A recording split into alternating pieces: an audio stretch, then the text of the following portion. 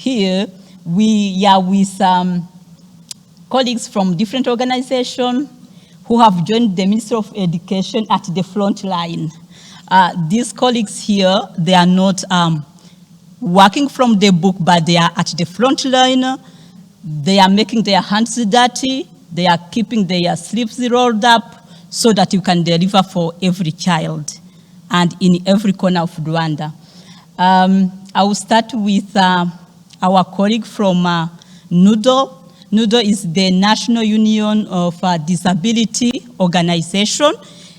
Emil, with his colleague, they do a lot of work at the policy level to make sure that the policy environment is really as inclusive as possible, and every child, every learner, every girls and boys can really access quality and affordable and accessible education.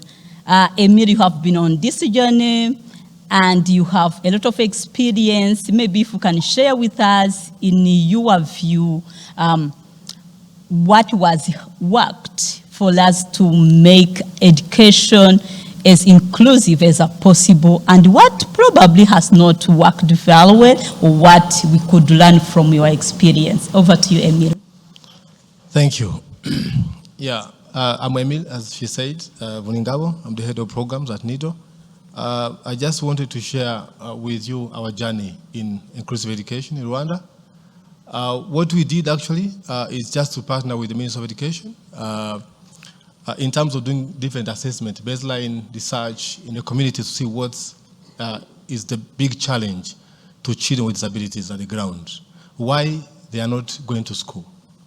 And when they are there, what about the completion, retention and the completion at school? So then after having the different findings, we sit together with the Ministry of Education and other partners to see what can we do. So the good thing that has happened actually, first of all, is having the policy on special needs and inclusive education as a policy in place. Because before it was not there. So it's only the education policy was there, but not any specific policy in targeting children with different disabilities. So then after, we also worked with the Ministry of Education to come up with a competence-based curriculum with a very specific teaching and learning materials and adaptive methodology that could also be used to teach children with different special needs.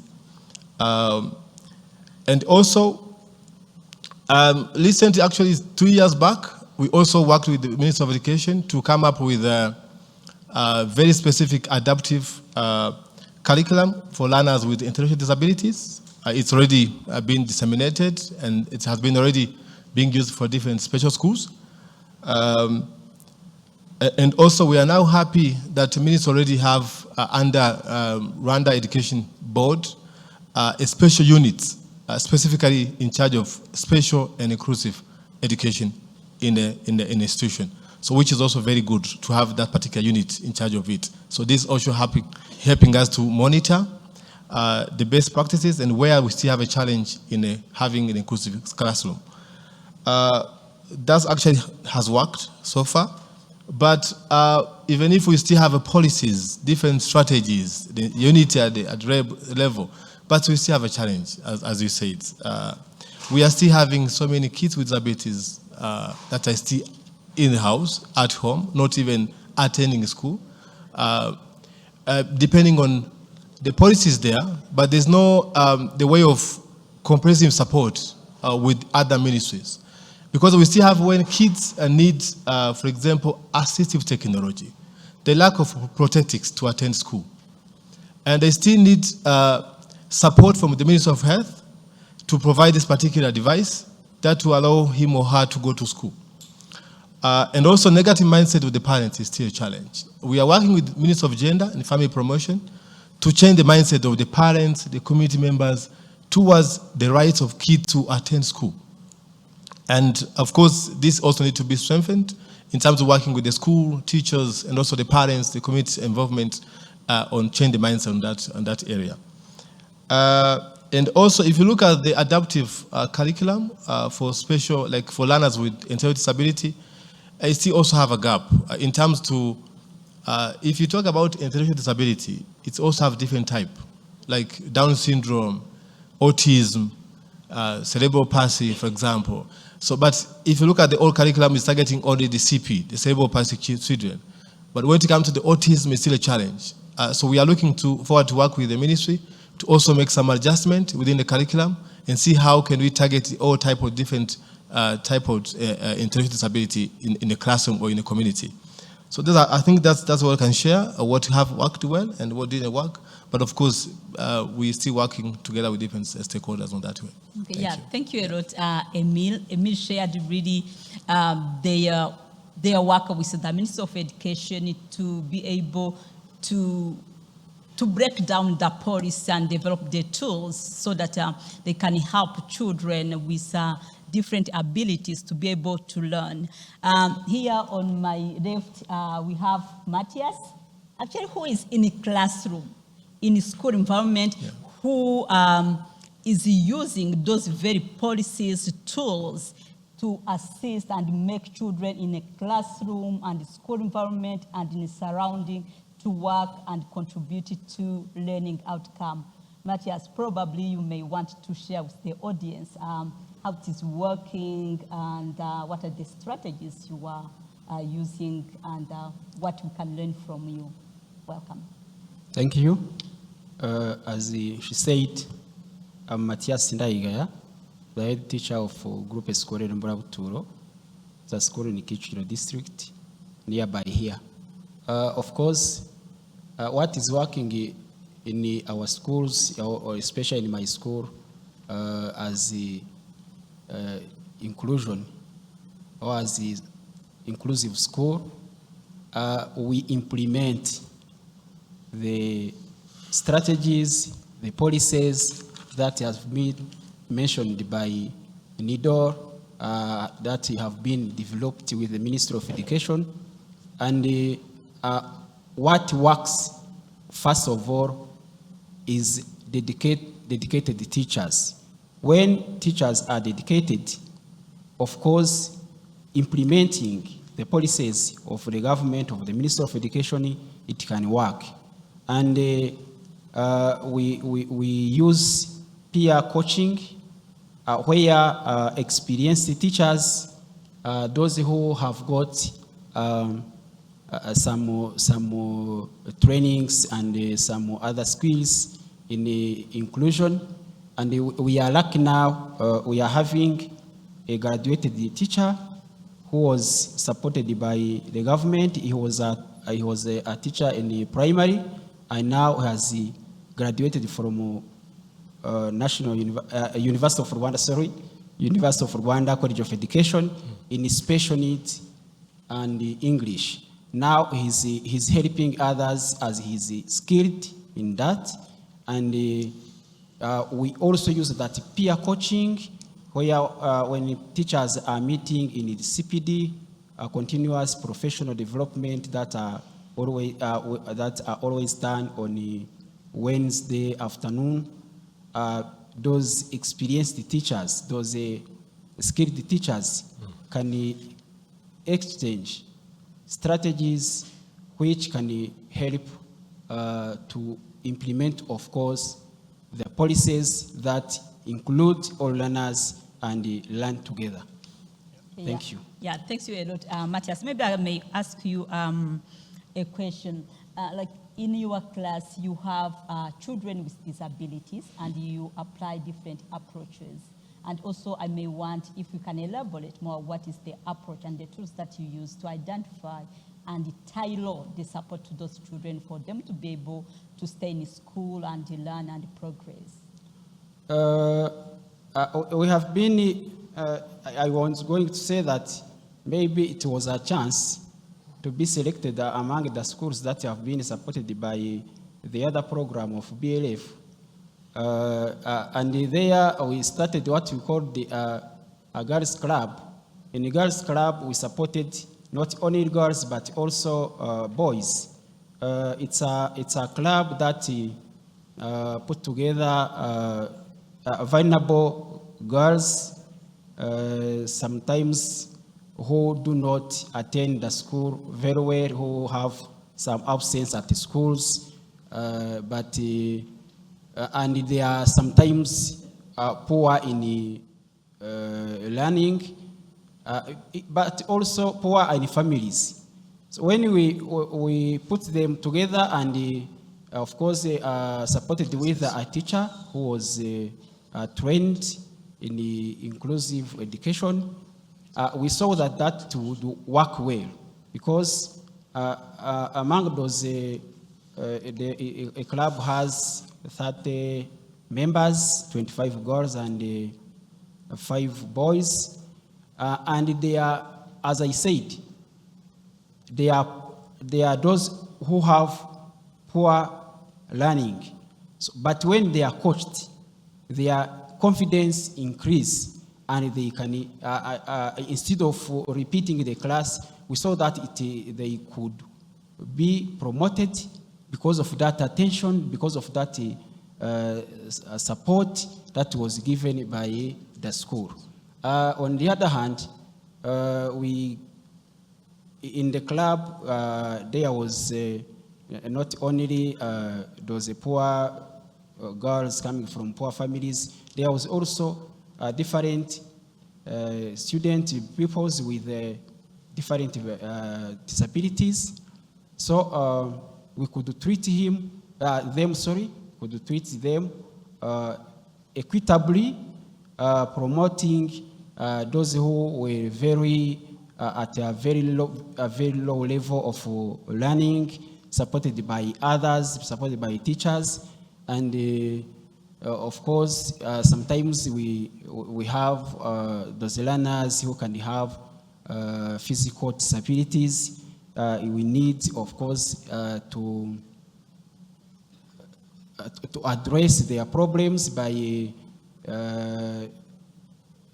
if I can say,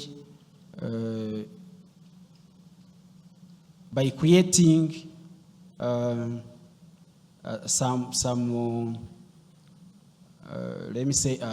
by creating some strategies that can help them to be in that environment of the school. But sometimes there are some who need to use a school to use wheelchairs. If we have a learner like who is going to use a wheelchair, it asks, of course, to find a school which is helping that learner. And this asks, of course, some budget. It is understandable that a budget should be there to help those learners with the wheelchairs to move in that surrounding of the school. So if I can stop by here, I think. Okay, thank you so much. Thank you so much, Matthias. Matthias actually brings us back to what is happening in school when a child with disability needs additional support. Yeah. What the school can do and how they can do it. Not only the children with disability, but also the girls, the clubs, a space for them to be able to exercise their right and be empowered. To that one also connects with our next speaker, Musime from FAWE, who have actually tested and tried to translate into action gender-responsive pedagogy for so many years. And Musim, I guess as a FAWE, you've learned a lot on what you can share with evidence with the audience on what has worked, what we can learn, and probably what we can learn, which you have been believing that maybe it work, and probably it might not. Over to you. Thank you. Good afternoon. By the time everyone was presenting since morning, I felt like it has made almost my work easy, seeing the Ministry of Education as our key partner, seeing the Rwanda Education Board, seeing even all other partners presenting about all this inclusive education, I felt like my work has been made easy. Talking about the gender-responsive learning environment, with Faraway, we normally confuse Faraway as school and Faraway as an organization. Faraway School is part of the whole agenda and the whole mission of empowering girls and women through education. And we are a membership organization, a Pan-African organization. We are part of the 33 chapters in Africa. And our chapter was established in 1997. So specifically, if we zero down to the gender-responsive pedagogy or learning environment, it looks at the whole ecosystem of the learning and inclusion approaches that looks at not only a teacher, the student, the learning materials, the equipment, the infrastructure, the language used, but at the same time the community, which cuts across the cross-section of issues and gaps that we have been hearing since morning and from the studies. If you are a teacher, which kind of language are you supposed to be using when maybe you are talking to all the students, boys and girls? Is it demeaning? Is it, Alicia was talking about the math teacher. Which kind of language can you use? Will you be encouraging a girl to take on science courses? Or just tell that girl that STEM subjects are not for girls? Or you go into the kitchen, from the school environment, back home, what is the community saying? What is the community approach and mindset about the learning outcomes of both girls and boys? So the gender-responsive pedagogy and the approaches as part of the learning environment that we've been implementing in collaboration with the Rwanda Education Board, higher institutions of learning, be it our partner schools, be it our centers of excellence, Faraway, Chisozi, and Faraway Gahin, all our intervention areas, and it's not like one time of programming. It's intersectional or interconnected programming that does not only offer tuition, for example, but you look at the whole life cycle of a child. If we are to support in the curriculum development, are we developing a curriculum for only promoting maybe TVET that is not favorable for boys and girls? We are talking about higher learning institutions. We first worked in the primary section, but when it comes to the manual that we've been using on the gender responsive, we had to tailor it in partnership with Rwanda Education Board to the context and the realities of the higher learning institution, and I'm glad we have our partners here. Then when it comes to training, who are these people supposed to implement this in school? It is the teachers, it's the students themselves. So the training was done with our partners, Rwanda Education Board, and the district officials in charge of education. But when it comes to the scholarships we normally offer to the vulnerable girls, we don't only offer scholarship for the sake of scholarships, but it is tailored to the overall national objectives. If we are promoting STEM courses, for example, can we ensure that 80% or 90% of the girls that we are sponsoring are pursuing these STEM courses that were traditionally taken as not an area for girls? And through our centers of excellence, we have demonstrated that even girls can pursue STEM-related courses, and they can become engineers, they can become pilots, they can become anything related to STEM-related courses. When we also thought of the inclusion of boys in our future programming, and we've been getting that feedback from these girls. They are telling us we are not benefiting from faraway scholarships, not because we are so brilliant than our brothers, but we are also coming from the same ecosystem of poverty, disadvantaged communities. So we were encouraged by the girls to include even boys. It's the 80-20 rule. So 80% are girls. Marchers will promote more of girls and women empowerment through education. So in our next programming, it's looking at both boys and girls, but giving more percentage to girls. But another inclusion part is the people with disability are also catered for in our programming, in our scholarship program, but also the refugee community. The refugee community that also looks at giving these people a second chance. If they are coming from their respective countries, can we give these disadvantaged community members a second chance also to enroll for further education? And another thing, through our programming, we use the Tuseme model. Tuseme model addresses some of these gaps we've been talking about. It empowers these girls instead of being looked at second-class citizens. It empowers girls to speak out.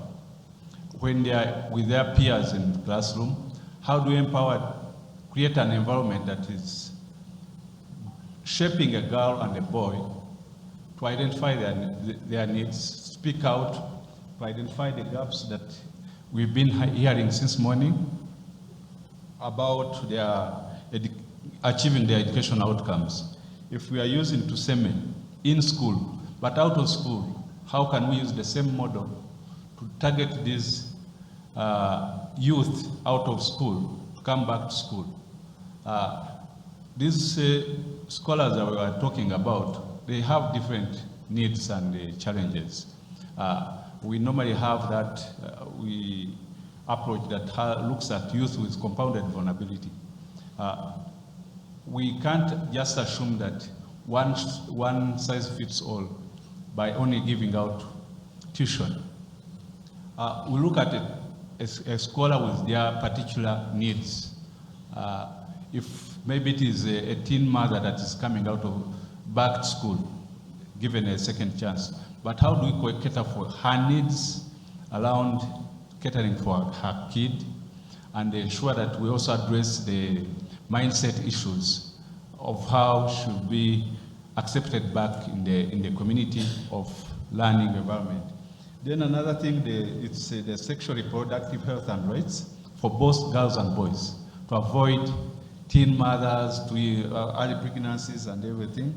I can't talk about all the programs and how they are well interconnected to address the issues that we are talking about in just a few minutes. I thank you. Thank you a lot, Musime. Of course, I was showing him in interest of time so that you can have the time for the audience also to contribute to our panel. Yeah, and thank you a lot. Actually, he brings us the interpretation, real interpretation of gender, what? Gender responsive pedagogy. At the onset, you may think that it's the focus on the girls, but rather he explained to us how that approach actually brings in what we would call a substantive equality. Is there the boys that need to be contributing? Can we use this approach actually to uproot the social norms, and maybe also as we progress, we might want to look at what is the role of the parent and the community to support that model so that the children stay in schools and learn. So on that one, maybe also we can shift it to our colleague from Young Women Christian Association. I struggled to pronounce that acronym, Lydia. for her, actually, she's bringing this room to attempt to bridge the gap from what Vicky has highlighted, and also our colleague from Cambridge Education, on how could older learners, especially adolescents, can be sustained in school, be it the enrollment, be it staying, and the support. Over to you, Lydia. Thank you. Thank you so much. Ladies and gentlemen, I'm Lydia Mitsad from YWCA Younger Women Christian Association, and the non-government organization that stands for younger women and girls empowerment. And then here comes to a lot of things have been said, but I want to re-echo that inclusive education indeed is not a choice, but a necessity. The Younger Women Christian Association has done tremendous interventions, and these interventions has been done in different strategies and using different approaches. And here comes to complement of the previous presenters. What they have done is that the Young Women Christian Association do our education needs assessment. Here comes to whatever we're going to do for the adolescent girls, we need to do it to know their real needs, and then so that they can get the tailored interventions that will be helping them. Again, there's also the enrollment. And this one is connected with the assessment, the needs assessment that is done. And that one is also after figuring out the challenges are within the students themselves, the adolescent girls, but also the families. What are the problems? Then we have also to work together so that we can able to help these girls. We have also provision of the education support. We have supported almost more than 500 girls, adolescent girls, to have school fees, scholastic materials, and other necessities that will help young girls to go to school, but also to stay there. On top of that, we have also girls and young women enrollment and retention, and also want to mention this as something that we are doing, but focusing on STEM.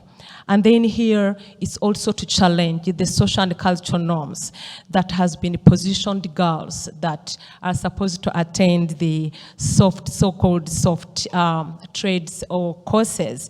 Here we provide support to make sure the girls in STEM are enrolled, retention, participation, but also performance. And to that, we also support more than 6,000 girls to be enrolled with the full support. And on top of that, through the inclusive education program, we also supported more than 200 girls scholarship fully covered in tertiary education, but also in TVET and IPRCs across the country. And here take us to the mentorship and psychosocial support. And here comes to that our adolescent girls have met a lot of challenges. Here they can be victims of GBV, they can be victims of housemates or family conflicts.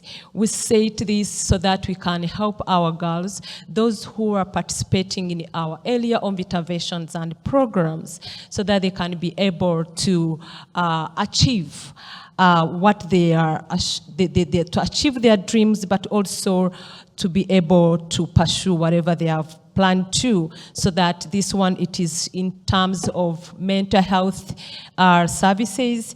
Here comes also support them in financial education, because we know that women and younger women and girls, they're supposed to be taught to be financially independent, to ensure that all issues around financial issues that lead them to GBV issues can be addressed. And also we are engaging boys also to these services where we have the CB I am. That is the coaching boys into men, but also the B4C, which is the approach for boys for change. And the reason why we are doing this, we have seen that we normally going up, having girls around us, young women fighting for the rights, knowing our rights, but we have forgotten that young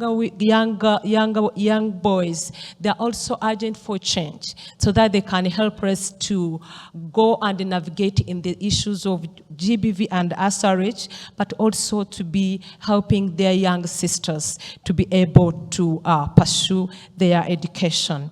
On top of that, we do the intergeneration dialogues, and this one also connects the children with the parents, so that we can explore and come out with the tailored interventions that can help the young girls, the adolescent girls, but also helping to address things from the grassroots. That's why we normally go down and also meet with parents. And also on top of that, because our also core business is to make sure our girls are being campaigned and also achieve wherever they have dreamed for. We have also got the school scorecard approach. And this one works in the schools, but at the same time in the community. And here we are engaging schools and the students, the teachers, and the whole structure to ensure that the girls, the younger girls, the adolescent girls are able to speak out the challenges, what is sweet for them, what is so strategic for them when it comes to education. They can also make a decision as while they are pursuing their education. And on top of that, we have also the Young Women and Girls Coaching Center. And here it also helps the organization to shape girls. As you have seen that in surveys also has been published by the National Commission for Public Servants. It shows how the girls, it's a low number of girls who are applying for jobs. And this, to help girls to have the decent jobs, we have created the coaching center so that we can shape these girls, so that they can be having the career goals, but also to know what's going on. When it comes, if someone to looking for a job, do you know how to apply for a job? Do you know how to make yourself and organize yourself if you're looking for a job? And that when we ensure that the girls also understanding that when they are going for a job, there are many challenges. How are they going to cope up with the sexual harassment and the at workplace? And that of a snapshot, at least that one, briefly, that's what I've been doing with YWCA. Thank you. Yeah, thank you so much for everyone. I'll just give you 1 minute to each, at least to tell us like what you see like as future perspective if we are to improve this work in Rwanda and try to respond to the gap that has been highlighted this morning. I will start with Musime, just in 1 minute. Thank you. My take is, let us combine both policy, the good policies we have, and practice. Because amongst the issues we are talking about in the morning, and all other presenters, somebody will be comfortable accepting a girl to come back to school. But inherently, he has that resistance. Maybe somebody said, I want to protect the image of the school, but not looking at the future of this girl. Let us practice what is within our policies. Have that cordial, gender-responsive environment for everyone to be given a second chance. Maybe another take could also be on evidence-based. Let us also cater for the informed data-driven interventions. For example, if we are talking about TVET, we know the divide between the boys and girls in the TVET and the gaps of why people opt for maybe the soft skills in TVET. But are we looking at the whole apparatus of promoting TVET for girls and boys to thrive? It's both for the policy makers but also the implementers. Okay. Thanks a lot. Yeah. Thanks a lot, Musime. Mr. Matthias? Thank you, Denise. I would like to say that the policies that are in place are good and better, and the way implementation is done, maybe, of course, we still have some challenges that should be addressed. One is due to maybe a lack of sufficient budget, in schools.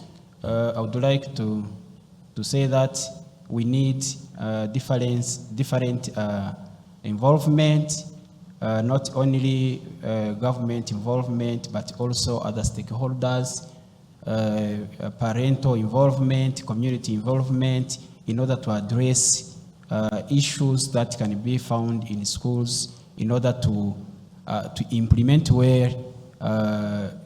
inclusive education in schools. And let me thank the government of Rwanda for such policies, and ask again to avail materials in schools, like curriculum that giving the room of addressing the problems, the difficulties that meet our learners with different difficulties and vulnerabilities and special education needs. Thank you. Thank you. Madam Lydia? Thank you. To me, there are wonderful out there policies and strategies and mechanisms around, but still, we are still having challenges with this. That means that there's something missing, that we, all of us people in the house, that we have to focus on. One, we need to do the needs assessment always, so that we can know who are we going to help, who needs our support and help, and then to ensure that we are coming up the tailored interventions that we're going to fit for the people who are in need. And this one comes to the, especially girls, also the boys, who are coming from the low-income families. And out there, we have seen that when we are doing the assessment, that we are having out there girls who have performed well, but then they have not got a chance to go to or to upgrade to pursue their education. So it's very important to make sure that the needs assessment are done to everyone. So that if anyone is planning to do any intervention, there should be the needs assessment. And then there should be safe space. There should be safe space for girls to discuss and air out their ideas, either when it comes to education, either on SRH, HR, either any issues around them. If girls are given space, they can be able also to tell what they are going through as well. We also need the scorecard approach. And this one, it can connect the parents, the community, but also with the education and the education structures, so that they can work together. Because as much as the students are in schools, but they're coming from different families. So connecting families with the education structures, they can help a lot also for sustainable development. Okay, thank you so much. Emile, if there's one thing that we can do better, what would it be? Thank you. I would start with what Lydia already mentioned about the assessment. Need assessment is very key when you come to children with disabilities. And also, based on assessment and findings, we need to have like individual education plan for each child. So to have like a plan for each individual, and also the plan for what are you going to do to support that particular child. And of course, based on that, I think more training to teachers is still needed, specifically for the whole schools around in the community, not only for the special schools, but also in the mainstream schools. And also the last one, we also need to have this actually recommendations to the Ministry of Education about the data disaggregated when to come to the children who are already in school, but also who are not at school. Because so far we don't know exactly how many are out of school. So we need to have this particular data. Last is about availability of assistive devices, the technology. So we can also collaborate with EdTech and the ministry to see how these devices could also be available in all schools where they are needed. Thank you. Yeah, thank you so much. First, do we have time to open up for audience to ask questions, or it's managed differently? Thank you so much. Can we just give a round of applause to this? Thank you very much for sharing with us some of your experiences. I really love to hear what you were talking about, the great work, amazing work that you're doing in your own institutions. I know we are running out of time, but I would like to we have until 1:30 to go for lunch.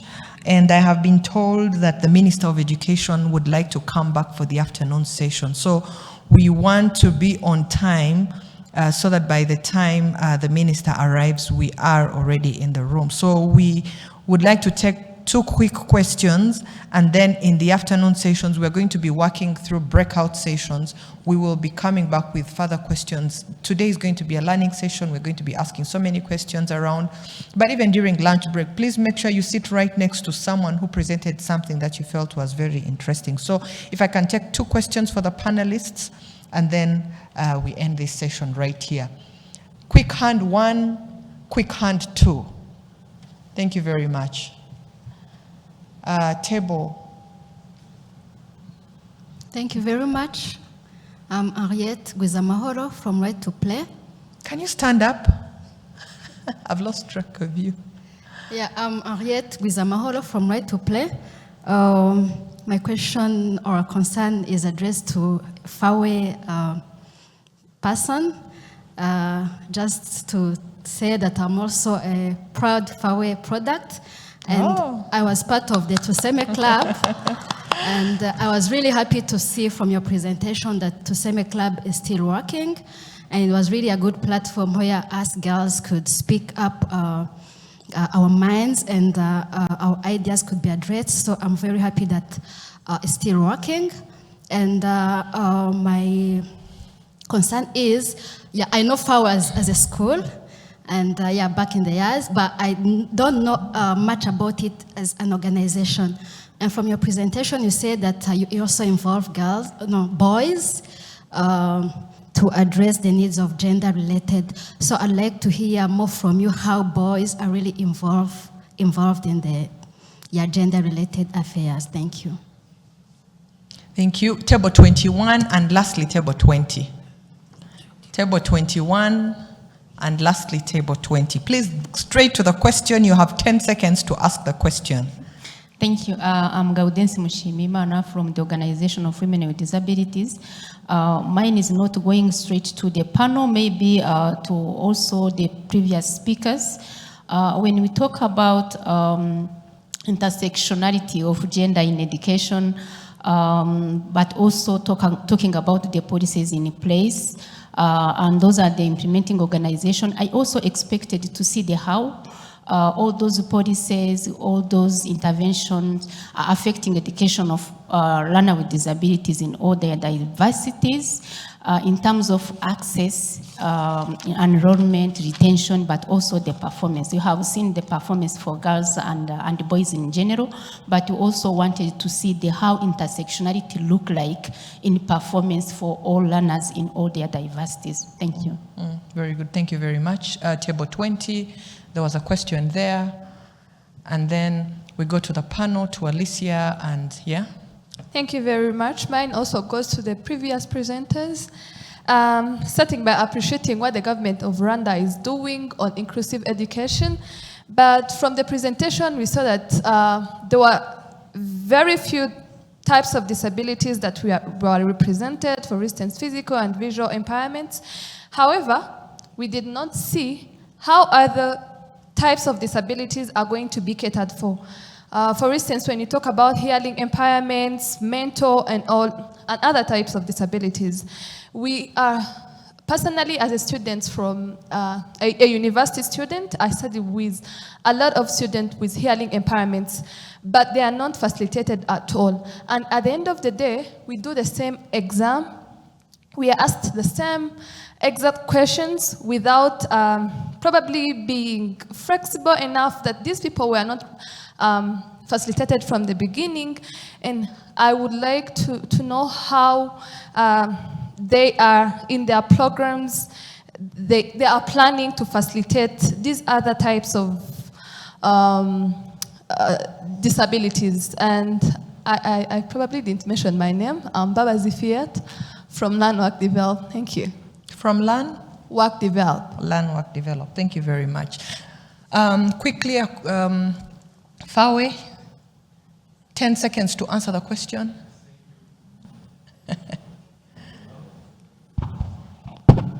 Thank you.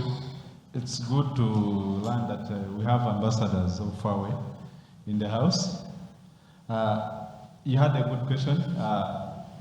Like if we had an interaction with the school and it left some good impact, I'm happy to learn that you can talk about Tuseme, because you experienced Tuseme within the school of Fawe girls.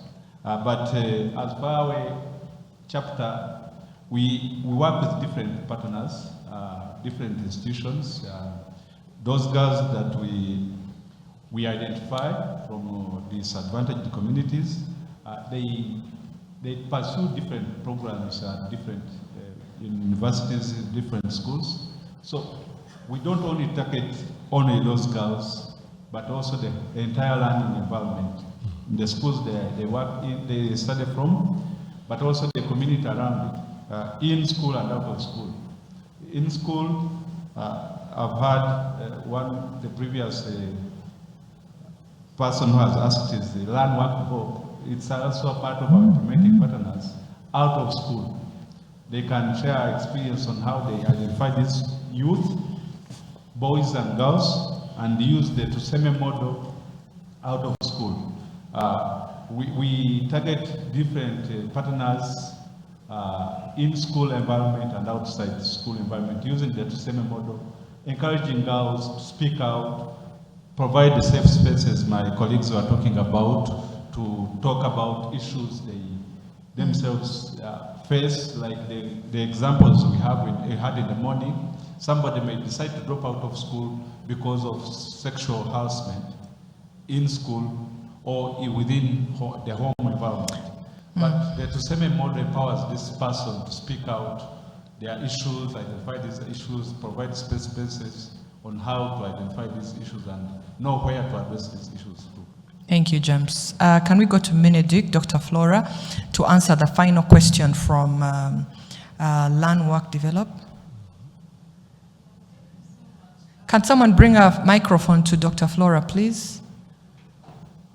I thought that was a really interesting question. We don't want to miss it. Yeah, thank you so much. Maybe we didn't mention the presentation or the category of disabilities that the policy support, but it is very clear in the policy of all that we support all children with different type of disability, including, of course, students with hearing impairment. The support that we provide, maybe Mary will also supplement, but when we are teaching, for example, the TTC student, they have a module, a unit in the subject, a unit that focus on hearing impairment. It's actually the unit 12 of the special need and inclusive education subject. So this is to mean that student or graduate of TTC, they have skills on sign language, for example, and how to teach student with hearing impairment. And another support that we provide to students with hearing impairment, especially maybe the higher education, higher learning student, we provide what we call accommodation, not not accommodation in terms of maybe hostel or whatever, but accommodation in terms of assessment and accommodation in terms of instruction.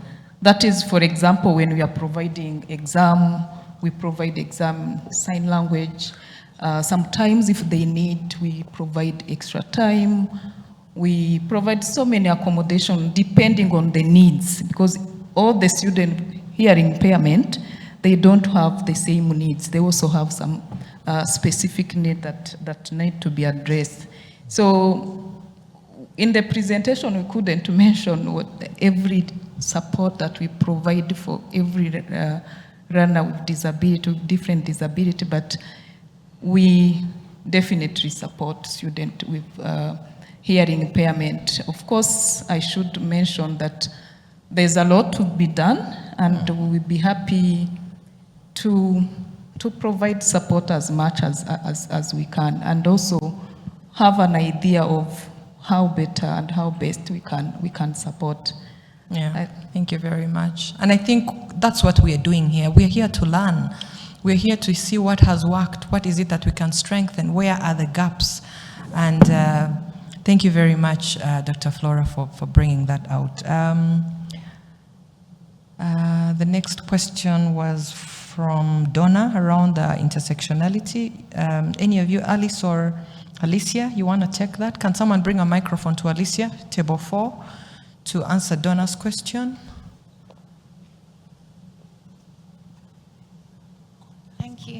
Thank you. Yeah, in response to that question, which is such a good one, and I think the colleague just before or after that, there was a lot of resonance with that question around intersectionality as well. I think going back to something that Emil said, there's a big role for disaggregation, first of all. So looking at every single data set we gather, including that on learning, and there is a lot of data on learning being gathered. Are we consistently disaggregating it by important factors, including gender and disability, and then even deeper disaggregation, so we see intersections between different groups, and going as deep as we can. So I think there's an issue around, can we make a bigger commitment to disaggregating, not just data that is designed to look at disability per se, but all data across the whole education system. And then the other thing was around being intentional in who we include in research samples or data. So, for example, on gender-based violence, there are 2 important and influential studies in Rwanda looking at gender-based violence. One is at national level, one is a smaller study. And both studies say that they did not and could not include children with disabilities within their sample because they hadn't thought about how to the methodologies that would be inclusive for those respondents. This means that there's a major data gap, and this is probably the case for all kinds of research out there. So maybe there's something around individual and collective responsibility to be really intentional about whose voices are represented in the research and evidence that we gather, and who is not. And where we are worried about how to include, we don't give up. We think about what needs to happen. We consult with colleagues from organizations of people with disabilities who are the experts on knowing how to include young people in our samples. I think maybe those are 2 of the things, but let's have more of a discussion on it this afternoon because they're really good points. Yeah, and I think most of these points are going to be discussed further in detail in the next session. So the next session right after break, we're going to be identifying policy, programming, and evidence gaps, and what are the potential opportunities. So I believe this is the time that we're going to be able to try to detail out all these evidence gaps, and what are even the available opportunities that sometimes do not even require that much resources. So thank you, Alicia. I know we are running out of time. I would have loved to take more questions, but please allow me to end the session here, and then we will continue right after our lunch break. Join me in thanking again this wonderful panel. Thank you, Emil. Thank you, Lydia. Thank you, Matthias. Thank you, James. And Denise, our panel moderator, for the wonderful session that you've taken us through. Murakoze cyane.